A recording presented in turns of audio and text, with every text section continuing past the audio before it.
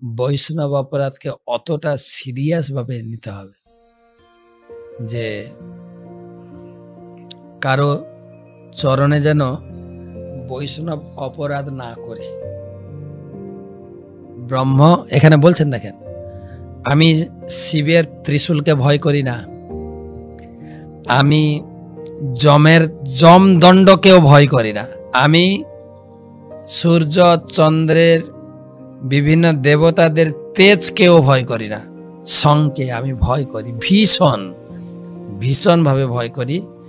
ব্রহ্ম কুলাবমানাৎ, ব্রাহ্মণ বৈষ্ণবের চরণে অপরাধকে আমি ভীষণ ভয় করি। তাৎপর্য, শ্রী চৈতন্য মহাপ্রভু যখন রূপ গোস্বামীকে প্রয়াগের দশাশ্বমেধ ঘাটে উপদেশ দিচ্ছিলেন, তখন তিনি বৈষ্ণব অপরাধ যে কত উপকার, বৈষ্ণব অপরাধ যে কত ভয়ঙ্কর তা অত্যন্ত স্পষ্টভাবে বুঝিয়েছেন।